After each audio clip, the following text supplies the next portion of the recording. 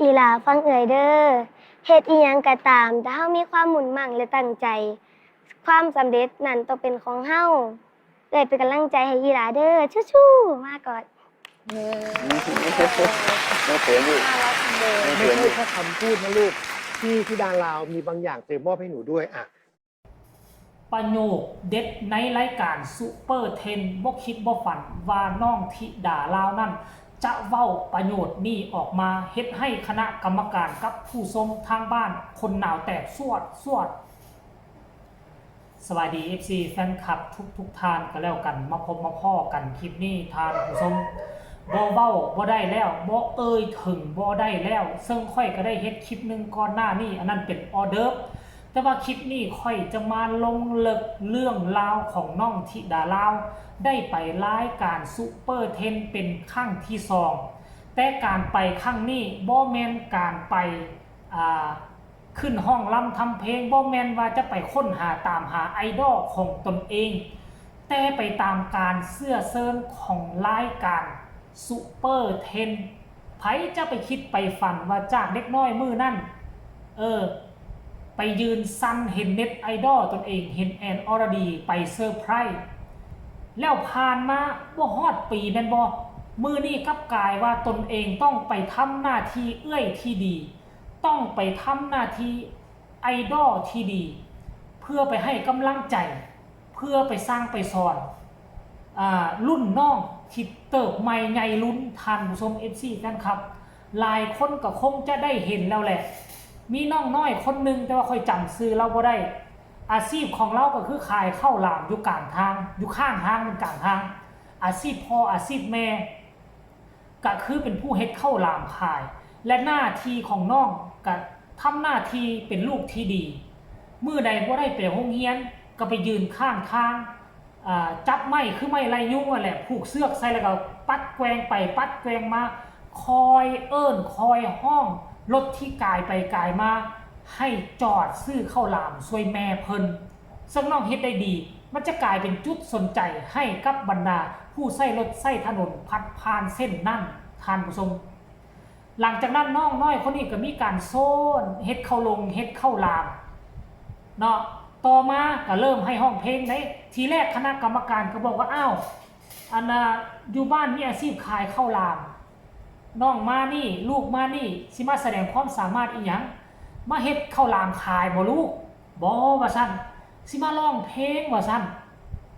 เอ้าสิมาร้องเพลงแล้ววันนี้มีผู้ใดบ่เป็นเน็ตไอดอลว่าซั่นเด้เพิ่นก็บอกว่าธิดาลาวเนาะสูตรลับของรายการก็คือว่าศิลปินบ่วางเด้อไอดอลของแต่ละคนบ่วางดอกเนาะแต่ว่าก็ลอยเซอร์ไพรส์เอานะน้องก็ห้องเพลงไปเนาะน้องห้องเพลงไปก็ถือว่าน้องได้ดีได้วักเริ่มต้นนี่ก็ถือว่าคักแต่บังเอิญว่าเป็นอายุยังน้อยปอดกับบ่ทันใหญ่ห้องไปวักเครื่องกลางนี่ก็อยากเสียงหายเด้น้องก็พยายามคุมอารมณ์ให้ได้เนาะแต่ว่าน้องห้องได้ไปวักที่2เสียงของน้องก็เริ่มสั่นลงหน่อยนึงท่านผู้ชมเริ่มสั่นลงหน่อยนึงปกติแล้วขั้นกรณีว่าผู้มารายการนี่นะเสียงลิ้นไหลดีบ่สั่นบ่อย่างต่างๆเขาก็สิเอาไว้วักท่อนฮุกวักสุดท้ายจึงปล่อยให้ออกมาเซอร์ไพรส์กันศิลปินออกมาเซอร์ไพรส์กันแต่ว่าอันนี้น้องห้องไปประมาณวักที่1สิก้าวเข้าวักที่2เสียงก็เริ่มสั่นแน่แล้วน้องก็คืออยากหันซ้ายหันขวาหน่อยนึงตามที่ค่อยสังเกตนะแล้วก็หลังจากนั้นกับประตูก็เปิดเลยวักต่อไปก็คือทางรายการให้เอื้อยธิดาลาวห้องเพลงเข้ามาห้องไป2-3ประโยคน้องยังบ่เอะใจได้จนเข้าประโยคที่3น้องก็เริ่มหันแล้วได้เริ่มหันหลังจากมายืนเฮียงน้องเอามือไปโอบไหล่น้องห้องแต่ค่อยเบิ่งน่ะเป็นอย่างน้องจึงแนมเบิ่ง3-4ครั้งแนมแล้วก็หันมาห้องเพลงแนมแล้วก็หันมาห้องเพลงคือน้องบ่อยากเชื่อสายตาตนเองว่าเอื้อยธิดาลาวมายืนห้องเพลงกับตนเองน้องบ่เคยพบเคยพ่อตัวจริงของธิดาลาวน้องไม่ได้เคยเบิ่งผ่านคลิปวิดีโอตาม YouTube บาดเวลาธิดาลาวมาแต่งองค์ทรงเครื่องเก้าผมเบียงแพนุ่งสิ้นแล้วก็เน็บดอกจำปาน้องก็บ่มั่นใจแนมเธอทีนึง ขั้นที่ดาราหันมาซบตากะอายก็ลบลงแนมเทื่อที่2แนมเทื่อที่3เทื่อที่3เทื่อที่4น้องจึงมั่นใจแล้วว่าอันนี้คือเอื้อยธิดาลาวทุกคนเอ้ยคือมันสุดยอดเลยอ่ะมดคำสิเว้าคันสิเว้าแล้วมดคำสิเว้าโอ้ยสุดเซอร์ไพรส์หลังจากห้องเพลงจบเนาะทั้งรายการทั้งพิธีกรก็ถามน้องอันนี้เป็นไผธิดาลาวอยากกอดบ่ก็กอดเป็นหยังจึงว่าบ่น่ะบ่กล้าแนมหน้าเอ้ยเป็นหยังอายเอ้ยบ่ย่านเอ้ยบ่อายบ่ซั่นเด้น้องก็บ่ปากหลังจากนั้นทั้งรายการก็ให้ธิดาลาวเนาะในฐานะที่เป็นเอ้ยใหญ่ในฐานะเป็นพี่ใหญ่มีประสบการณ์หลายกว่าก็ถามว่าธิดาลาวเก่งบ่ก็บ่เก่งซ้ำศิลปินคนอื่นๆดอกคนอื่นเก่งกว่านี้ก็มีหลายแต่ว่าด้วยความว่าถึงน้องธิดาลาวน่ะบ่เก่งเพลงก็หาก็มีแต่ซ้ำนั่นกระแสชื่อเสียงก็หาก็มีแต่ซ้ำนี่อย่างน้อยๆน้องก็เป็นไอดอลของคนอื่นก็ยังมีคนอื่นมาเอาธิดาลาวมาเป็นแบบอย่างท่านผู้ชมหลังจากนั้นทางรายการก็ให้ธิดาลาวอวยพรให้น้องและมีประโยคเด็ดที่จะติดหูเพอนี่มีคนสิเอาไปลิ้นแผ่นเสียงตามต่อตามแอปดังเต็มเลยแหละค่อยว่าน่ะ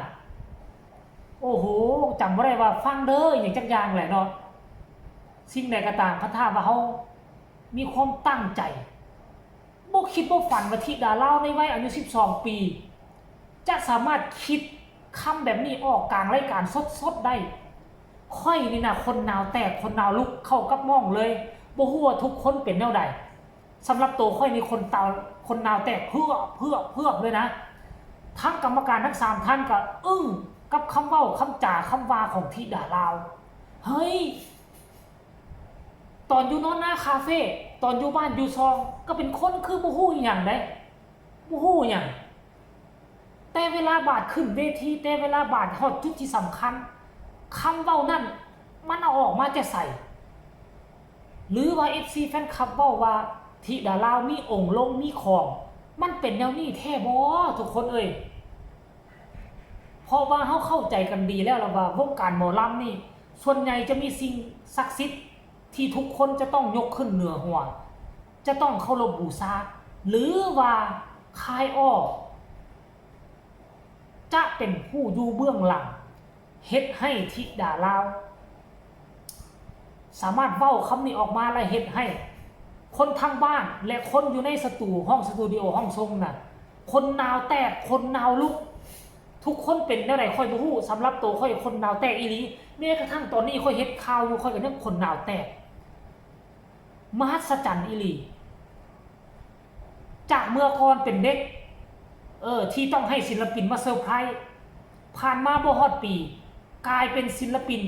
มาเซอร์ไพรส์คนอื่นต่อภายในเวลาอันสั้นชื่อเสียงของธิดาลาวกระแสของธิดาลาวมันมายืนอยู่จุดนี้ได้จังไหนผู้ใดมีคำตอบช่วยบอกเจบ่ลาวได้ท่านผู้ชมเอ้ยเอาบ่เว้าหลายใหญ่ห่างยันคนอื่นสิสั่งสิเบื่อหน้าก็ฝากทุกคนกดไลค์กดแชร์กดติดตามให้ก็แล้วกันฮีบกดไลค์ฮีบกดแชร์ช่องเจบ่ลาวแล้วฮีบไปเบิ่งปัจจุบันนี้เจน้องธิดาลาวฮอด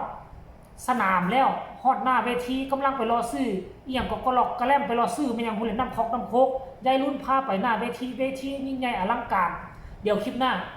จะนำเสนอก็แล้วกันสำหรับคลิปนี้ลาทางผู้ชมไปก่อนสบายดี